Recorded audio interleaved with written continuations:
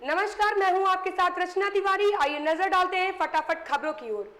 मिजोरम में north east democratic alliance NDA का सहयोगी सत्तारूढ़ मिजो नेशनल फ्रंट एमएनएफ केंद्र की मोदी सरकार के खिलाफ लगाए गए अविश्वास प्रस्ताव का समर्थन करेगा। यह जानकारी लोकसभा सांसद सी लाल रोसांगा ने दी है। लाल रोसांगा ने गुरुवार को कहा कि सत्तारूढ़ मिजो नेशनल फ्रंट एमएनएफ केंद्र में भाजपा के नेतृत्व वाली सरकार के खिलाफ विपक्ष द्वारा लगाए गए अविश्वास प्रस्ताव का समर्थन करेगा। उन्होंने कहा कि वह मणिपुर सरकार और पड़ोसी राज्य में जाति हिंसा से निपटने में केंद्र की विफलता के खिलाफ अविश्वास प्रस्ताव के पक्ष में मतदान करेंगे। रेपो रेट 6.5% पर बना रहेगा। एमपीसी की बैठक के बाद आरबीआई गवर्नर शक्तिकांत दास ने इसका ऐलान कर दिया है। उन्होंने कहा कि बैंक मजबूत है, एनपीए घटा है, कॉर्पोरेट बैलेंस शीट मजबूत हुए हैं, भारत के मजबूत मैक्रो इकोनॉमिक फंडामेंटल बने हुए हैं, भारतीय अर्थव्यवस्था में मजबूती बनी हुई है। आरबीआई गवर्नर ने कहा कि सब्जियों की कीमत बढ़ने से महंगाई पर असर पड़ा है। जुलाई अगस्त में महंगाई बढ़ने का अनुमान है। एमपीसी की बैठक के बाद बोलते हुए आरबीआई गवर्नर ने बताया है कि रिजर्व बैंक ने कर्जदारों को निश्चित ब्याज दर व्यवस्था अपनाने की अनुमति देने की रूपरेखा का प्रस्ताव किया है। राष्ट्रीय लोकदल के विधायकों ने बुधवार को मुख्यमंत्री योगी आदित्यनाथ से उनके सरकारी आवास पर मुलाकात की। ऐसा पहली बार हुआ है जब रालोद विधायक एक साथ सीएम से मिले हैं। ऐसे में सियासी चर्चाओं का दौर शुरू हो गया है। कहा जा रहा है कि राज्यसभा में दिल्ली बिल पर हुई वोटिंग में पहले रालोद प्रमुख जयंत चौधरी गायब थे। अब विधायक सामूहिक रूप से सीएम से मिले। इस घटना के सियासी मतलब निकाले जा रहे हैं। वेब या इंटरनेट ब्राउजर में अमेरिकी कंपनियों का दबदबा है। ऐसा नहीं है कि भारतीय टेक कंपनियों के पास अपने ब्राउजर नहीं है, लेकिन जब बात इस्तेमाल की आती है तो उनमें गूगल क्रोम और एप्पल सफारी ही बाजी मारते हैं। अब एप्पल और गूगल की बादशाहत खत्म होने वाली है।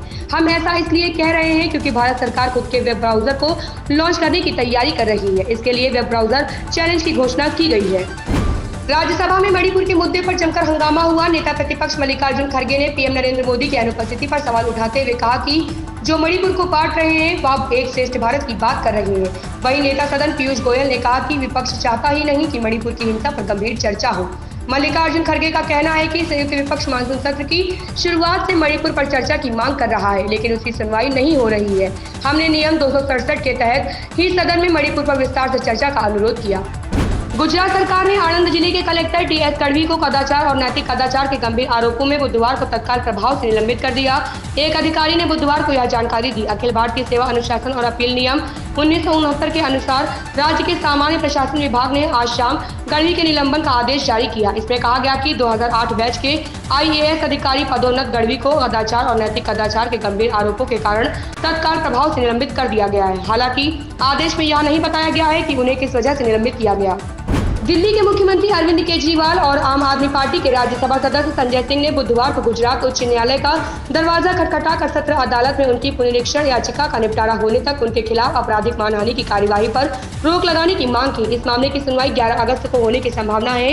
इससे पहले एक मेट्रोपॉलिटन अदालत ने प्रधानमंत्री नरेंद्र मोदी की डिग्री के संबंध में व्यंग्यात्मक और अपमानजनक बयान को लेकर गुजरात विश्वविद्यालय द्वारा दायर मानहानि के मामले में दोनों नेताओं को 11 अगस्त को तलब किया था।